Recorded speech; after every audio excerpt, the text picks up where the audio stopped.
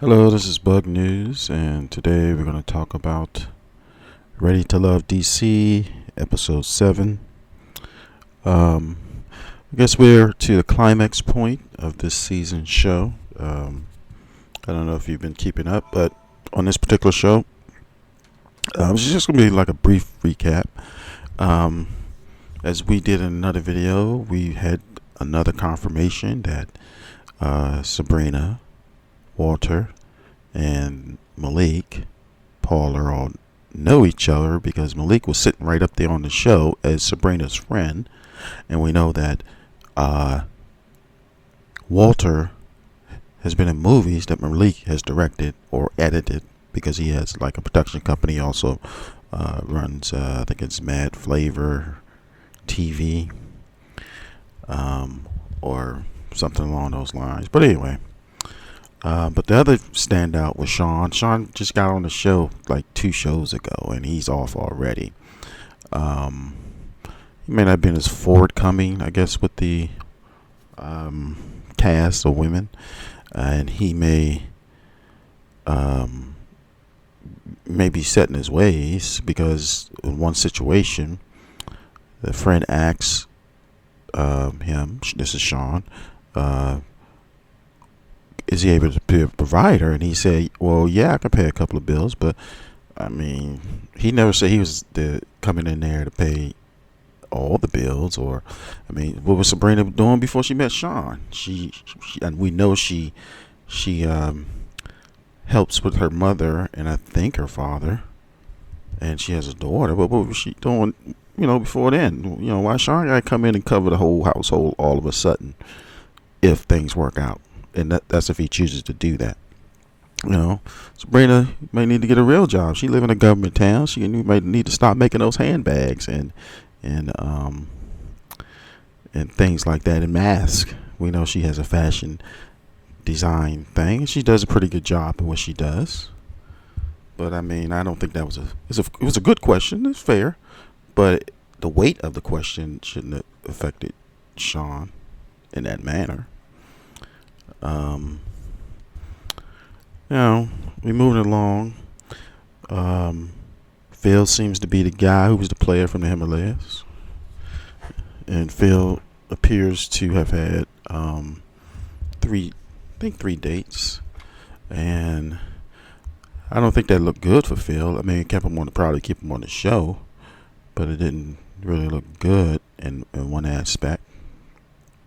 But he had 3 dates. He's appeared been honest with all and did well on all 3.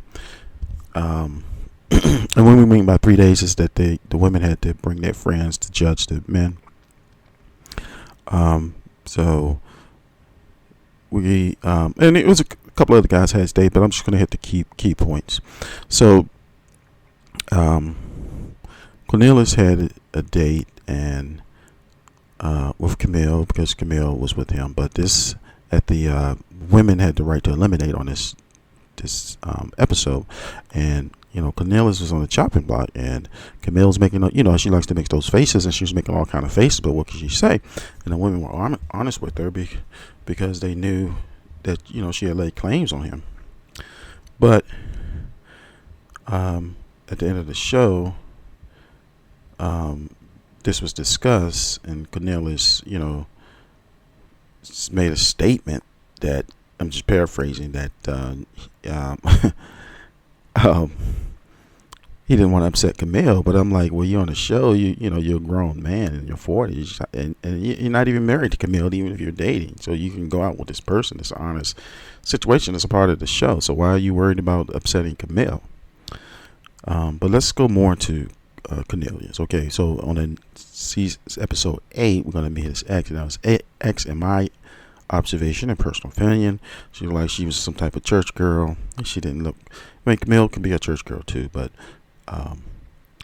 she didn't look like Camille. She was a little thicker, and as we know, Cornelius from the south. Let's just say not southwest, but south midwest. I don't want to go into detail because this doctor stuff on YouTube. But one reason that Camille is also maybe strongly interested in Cornelius. We don't remember Camille is also in the sorority, so we don't know if she got a tip off of who's who and background and been able to check. We don't know, but Cornelius does work for a company currently. I mean, he didn't start off working there; he kind of worked his way up. He does currently work for a company that you put your time in. It is a great reward at the end. So he's probably making like 200,000. If not, I'm gonna just say 180 to 250,000. Right? I'm just speculating based on this company in this time frame. So if he does like 10 years at that company, and then he becomes, I forgot the ranking. I think if he becomes an associate of this company, he'll be a millionaire. But so she knows that. If he just mentioned, oh yeah, I work, blah blah blah, and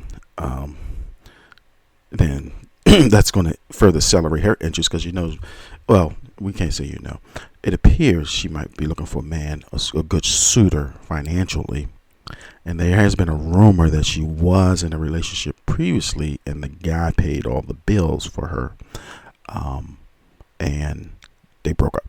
So it is what it is. That's all alleged, no proof, no facts, no receipts. So Camille, this is Cornelius and Camille, why she's maybe heavily interested. He checks off all the boxes. The previous friend said that she may have guys a little rough around the edges, or entertaining, and then who were able to satisfy her sexually because Cornelius is not currently, or allegedly not currently, having sex. But in an interview, one of the cast members said Cornelius never said he didn't believe in sexual marriage. He said there can be slip-ups. I'm just paraphrasing what she said. This was the lady that was kicked off in episode 6. I forgot her name, but anyway, these are one-hit wonders anyway. But so moving forward, if